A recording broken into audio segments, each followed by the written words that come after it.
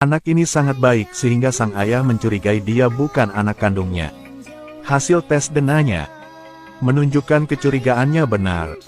Si kaya kira itu karena istrinya. Tetapi DNA menunjukkan bahwa anak itu juga bukan anaknya. Anak ini sebenarnya milik siapa? Si kaya menyelidikinya dan menemukan bahwa rumah sakit membawa anak yang salah. Dia menggugat rumah sakit. Perawat-perawatan mengakui bahwa dia sengaja menukar putra keluarga kaya dengan yang miskin. Hanya karena keluarganya tidak bahagia dan dia iri dengan uang mereka. Pasangan kaya itu terkejut, tapi mereka memikirkan anak kandung mereka yang harus menderita. Mereka hanya ingin cepat ambilnya kembali. Si kaya untuk bertemu dengan pihak lain. Melihat ayah Xiongda dalam pakaian tua. Hatinya dingin. Putranya pasti menderita banyak. Foto dua anak laki-laki yang diletakkan di atas meja. Si kaya khawatir, tetapi sosok putranya begitu samar sehingga dia tidak bisa melihatnya. Tanpa daya dia melihat istrinya, lahir di keluarga yang miskin, bahkan gambaran yang jelas pun tidak dia milik. Dibandingkan dengan pasangan kaya yang ingin melihat putra mereka. Si ayah miskin hanya ingin berbicara tentang kompensasi dengan rumah sakit. Tetapi rumah sakit menggunakan alasan itu adalah semua kesalahan perawat. Dan ingin mereka segera memutuskan apakah akan saling menukar anak mereka atau tidak. Tapi mereka sudah bersama selama 6 tahun, bagaimana bisa mengatakan tukar dan segera melakukannya. Jadi kedua keluarga berdiskusi untuk mencoba dan melihat-lihat. Kemudian Yamamoto pergi dengan mobil mewahnya. Dan gerobak roti Xiongda terlihat sangat menarik.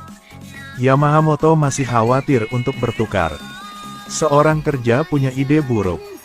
Karena Yamamoto kaya dan kuat, jadi dia bisa membesarkan dua anak. Si kaya segera paham. Keesokan harinya kedua keluarga bertemu untuk pertama kalinya. Dan temukan bahwa Xiongda melahirkan 3 anak. Yamamoto lebih bertekad untuk membawa pulang putranya. Dan dia tidak akan kehilangan apapun. Tapi dibandingkan anak angkatnya Hanada yang penurut, si anak kandungnya Runtun tidak punya prinsip. Yamamoto memandangi putranya yang tidak dapat menerimanya. Melihat bahwa dia tidak ada apa yang mirip dengannya. Runtun memasukkan sedotan ke mulutnya untuk dikunyah.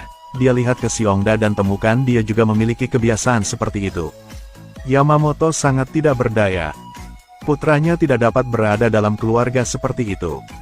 Hanya mempelajari hal-hal buruk.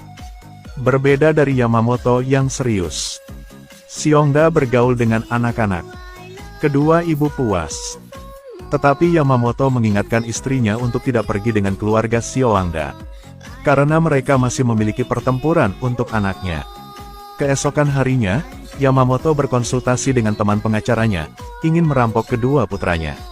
Tetapi pengacara tersebut mengatakan bahwa Xiongda dan istrinya tidak ada yang salah, jadi itu sulit dilakukan. Jika Xiongda kekurangan uang, silakan gunakan uang itu untuk menyelesaikannya. Untuk mencari kesempatan berbicara dengan ayah yang malang. Kedua keluarga bertemu lagi di taman bermain. Xiongda terus-menerus membantu anak-anaknya bermain. Tetapi Yamamoto hanya tinggal sendirian di kursi. Dia memandang rendah Xiongda. Seorang ayah harus memiliki keagungan seorang ayah. Tetapi Xiongda pikir dia harus tumbuh bersama anak-anaknya. Kemudian Xiongda meminta maafnya karena dia sibuk peduli pada anak-anaknya, jadi dia tidak punya waktu untuk pergi ke tempatnya. Istrinya juga mengikutinya. Yamamoto masih belum tahu. Ini adalah beban manis keluarga orang biasa. Dia pikir dia akhirnya memiliki kesempatan. Jadi dia melamar ingin membesarkan 2 anak. Dan bilang dia akan memberikan uang pada Xiongda sebagai kompensasi. Dia kira Xiongda akan bahagia setuju, tetapi tiba-tiba ia memukul kepalanya. Meskipun anak itu bukan anak kandungnya, tapi sudah lama menjadi anggota keluarganya. Jika Yamamoto ingin membeli atau menjual anak itu, dia menghina Xiongda.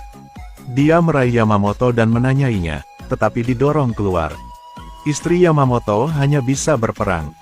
Dengan keinginan untuk merampok 2 anak, tapi tidak berhasil. Si kaya hanya bisa memilih 1, tetapi pada akhirnya apakah dia akan memilih anak kandungnya Runtun atau anak angkatnya Hanada? Si kaya karena dia ingin bawa kembali putranya yang salah dibawa sebelumnya. Dia biarkan anak angkatnya coba hidup di rumah si ayah miskin. Hanada melihat ayahnya pergi, dengan rumah baru dan asing ini. Jalannya sempit, jika tak hati-hati, dia akan tersandung. Tapi di sini tidak ada aturan yang kaku, semua orang saling menyapa dengan wajah tersenyum. Seongdu membuka toko kelontong. Berbicara kepada setiap pelanggan seperti seorang teman lama. Meskipun istri Seongda bekerja di toko serba ada, namun tidak lupa memperhatikan Hanada. Keluarga kecil duduk di ruang sempit, makan malam bersama. Hanada terbiasa makan makanan besar orang kaya. Tapi di sini, kakak dan adik berbagi meja besar. Hanada harus belajar cara merampok makanan. Sementara itu, di sisi ini, keluarga kaya sedang makan steak kelas atas. Meskipun Rantu yang nakal menyukai makanan itu, tetapi sebelum dia sempat menggigitnya, si ayah membencinya karena tidak bisa menggunakan sumpit. Yamamoto dengan tegas mengoreksinya. Bantu dia pakai sumpit, Rantu gak pinter belajar pakainya. Anak itu masih berkembang seenaknya. Si ayah miskin gak pernah ngajarinnya itu. Rantu masih latihan di kamar mandi, tapi toh gak baik juga. Keesokan harinya di rumah hanya ibu dan dia yang tersisa, ayahnya sudah pergi bekerja sejak awal. Runtu berdiri di balkon melihat keluar. Bertanya pada ibunya, jam berapa, karena terlalu membosankan sehingga dia ingin pulang. Tetapi sekarang Hanada sangat senang, Xiaodong membantu anak-anaknya memperbaiki mainan mereka. Bocah itu menemukan bahwa Seongda berbeda dari si kaya, dia akan bermain dengan anak-anaknya. Dia dengan anaknya yang mengoperasikan mobil mainan yang baru diperbaiki, anak-anak tertawa dan bercanda bersama. Waktu bertukar sangat cepat datang. Hanada sangat enggan, tapi Runtu sangat bahagia. Pasangan Seongda datang menjemput anaknya. Tetapi istri Yamamoto hanya pergi sendirian. Dalam ketiadaan seorang ayah, itu normal dalam keluarga ini. Saat ini sang ibu mengetahui telapak tangan Hanada tergores. Seongda tidak peduli, hanya mengatakan mungkin karena bermain-main sehingga terluka. Tetapi kemudian ketika dia kembali ke rumah, Yamamoto sangat marah. Orang seperti itu bagaimana dia bisa merawat anaknya? Dia sedikit khawatir saat bertukar anak mereka lagi. Sang istri dengan lembut meniup lukanya untuk Hanada. Membantu Hanada membalut lukanya. Yamamoto agak tertekan. Tetapi saat ini anak angkat mengeluarkan mainan yang rusak.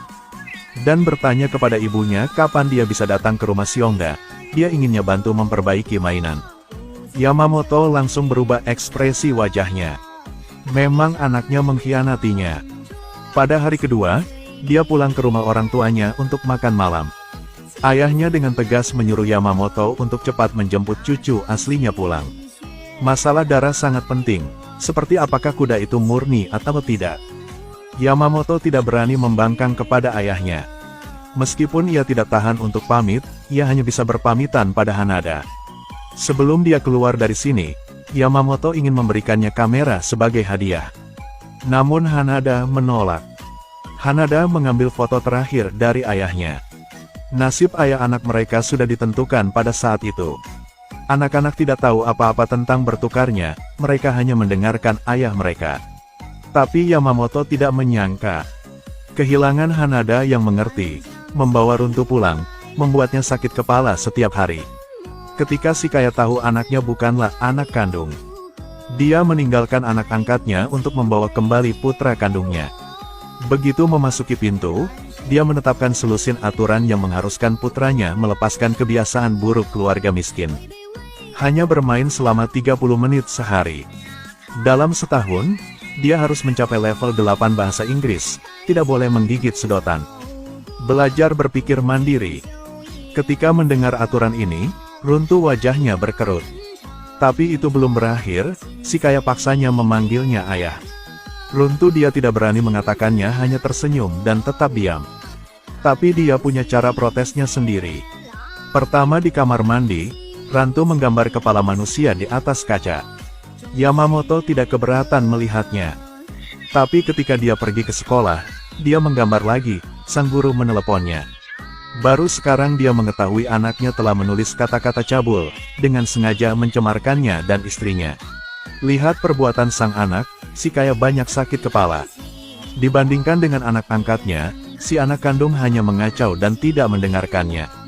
Lalu ketika ibunya tertidur lelap, dia diam-diam berlari keluar rumah. Dia sudah cukup menderita sang ayah yang kakunya.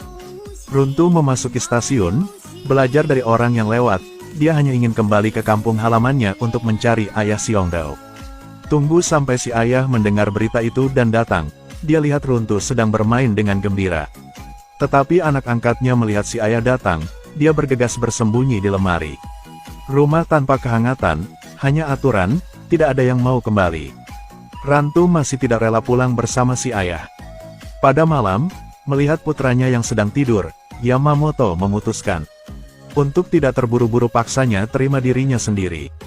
Yamamoto sejak kecil tanpa seorang ibu, ayahnya terlalu kaku.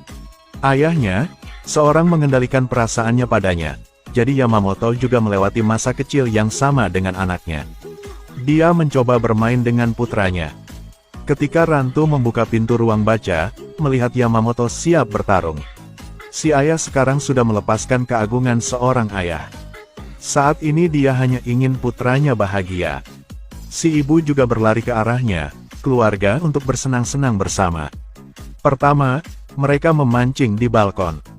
Kemudian seluruh keluarga mendirikan tenda untuk berkemah di ruang tamu. Rumah kosong itu tidak lagi dingin tetapi penuh tawa. Runtuh juga mulai dekat dengan orang tuanya. Setiap anak memiliki cara hidup yang cocok dengan dirinya sendiri. Saat anaknya tidur, sang ibu diam-diam pergi ke balkon untuk menangis. Dia merasa bahwa dia telah mengkhianati Hanada. Mereka belum pernah bermain bersama sebelumnya. Baru kemudian si ayah menyadari dia mungkin bukan seorang ayah yang baik. Yamamoto menggulirkan foto-foto keluarganya pergi berkemah. Dan melihat foto yang diambil Hanada diam-diam untuk dirinya sendiri. Ada foto dia bekerja, ada foto tidur, ada juga foto telapak kakinya. Momen-momen di kamera adalah dari seorang anak pemalu yang diam-diam memperhatikan ayahnya yang tegas. Yamamoto menyesal, karena ketegasannya, dia telah kehilangan 6 tahun terbaik bersama putranya. Ia ingin mencari Hanada. Garis keturunan itu apa? Selama ada ikatan kasih sayang, mereka adalah kerabat. Tetapi ketika dia bergegas ke rumah Xiongda, Hanada mengira dia datang untuk menangkapnya. Bocah itu takut melarikan diri. Dia sudah terbiasa dengan ayahnya, tidak mau pergi. Tetapi Yamamoto tetap mengejarnya. Seperti dia tidak pernah melihat anaknya secara serius. Dia mengikutinya diam-diam, dari jalan yang sibuk ke gang sempit yang penuh teduh. Yamaha serius meminta maaf karena tidak menjadi ayah yang baik. Tapi Hanada tidak menoleh dan langsung terus pergi. Sang ayah menghentikan putranya untuk berlari. Tinggi putranya hanya sekitar pinggangnya. Tetapi bocah sekecil itu memanggilnya ayah. Yang menaruh semua kepercayaannya padanya, bagaimana mungkin dia menolak? Yamamoto memeluknya erat-erat. Di masa depan, Hanada akan memiliki 2 ayah, biarkan dia menebusnya selama sisa hidupnya.